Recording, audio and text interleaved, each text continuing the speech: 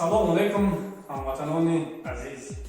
Дарси имрӯзи мо аз фанни биология ин сохти мева ва хелҳои мева, тухм, таркиби тухм, сохти тухм ва карпология мебошад. Карпология чист?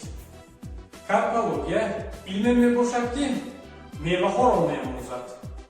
Мева чист ва кадом вазифаро иҷро мекунад? Мева ин узви ҷинсӣ ё репродуктивӣ ё генеративии растаниҳои гулдорон ё ин ки пӯшида тухмон буда, дар натиҷаи афзоиш, яъне ки дар натиҷаи бордоршавӣ ва гардоншавӣ ба вуҷуд меояд. Мева кадом вазифаро иҷро мекунад?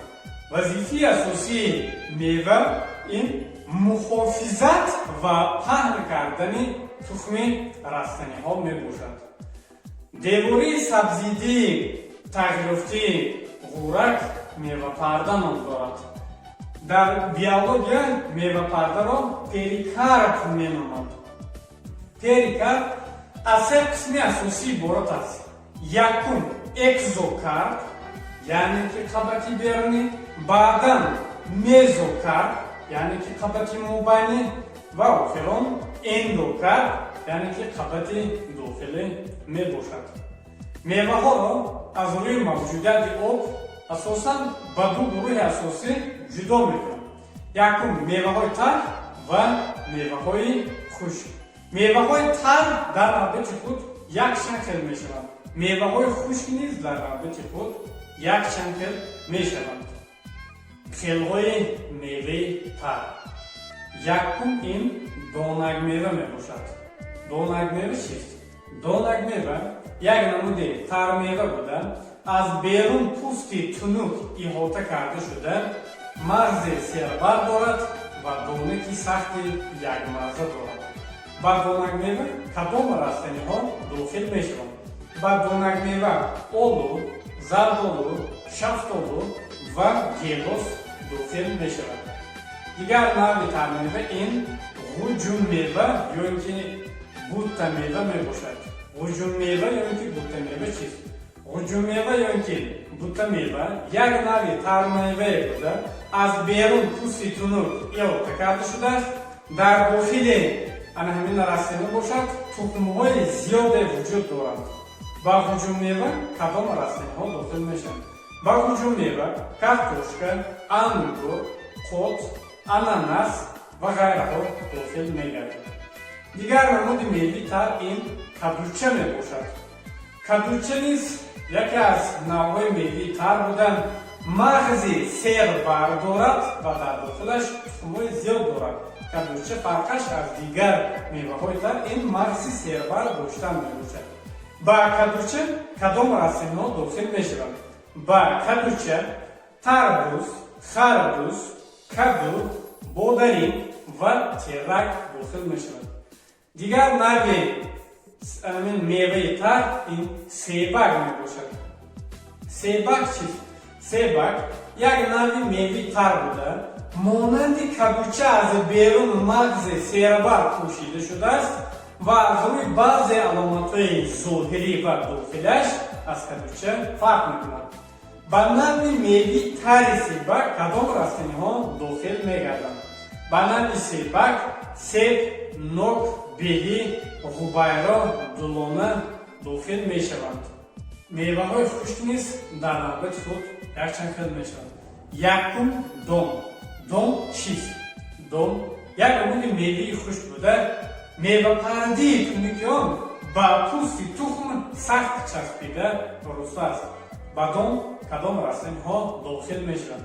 Ба дом гандум, ҷав, ҷавдор, ҷуворимакка, сули, арзан, шодӣ, бомас, чимак ё ин ки ковил дохил мегардад.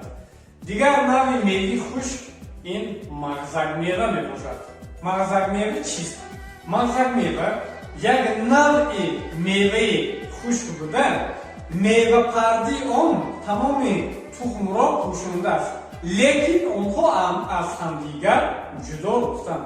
Ба мағзакмева дохил мешавад офтобпараст ё ин ки варточ ва қоқул. Дигар намуди меваи хушк ин чормаз мебошад. Чормаз чист? Чормаз як навъи меваи хушк буда мевапардаи чӯбин дорад ва дар дохили он тухм дар шакли озод меистад. Ба ин намуд дохил мешавад чормази муқарраре. Дигар намуди меваи хушк ин донак мебошад. Донак чист? Донак монанди чормаз шакл дорад, танҳо андозааш хурд мебошад, як навъи хушкмева мебошад. Ба донак дохил мешавад писти хандон ва бодом. Дигар намуди меваи хушк ин кӯсак мебошад. Кӯсак чист? Кӯсак аз ду палла иборат буда мева дар дохили палла ҷойгир шуда ҳангоми кушодашавӣ ба берун хош мекунад. Ба кӯсак дохил мешавад лубё, нахут, боқило, ақоқиё, яъне аксарияти намояндагони оилаи лубёиҳо дохил мегарданд. Дигар намуди меваи хушк ин ғилофак мебошад.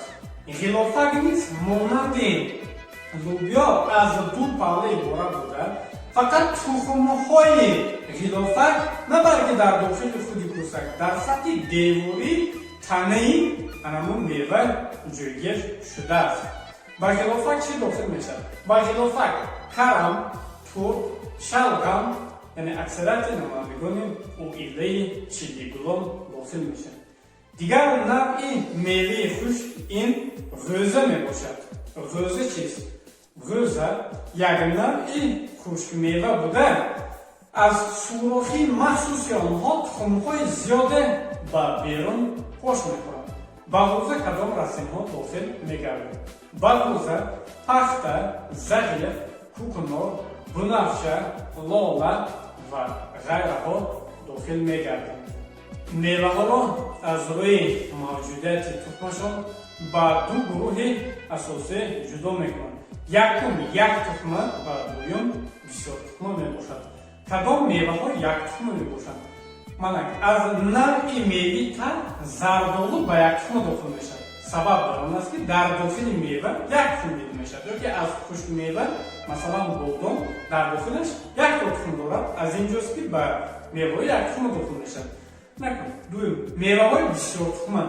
меваҳои бисёртухма дар дохилшон тухмҳои бисёре дорад. Масалан ангур дар дохилаш тухми зиёд дорад, ё ин ки помидор дар дохилаш тухми зиёд дорад, ё ин ки пахта дар дохилаш тухмҳои бисёре дорад. ҳамватанони азиз, дарси имрӯзии мо ба охир расид.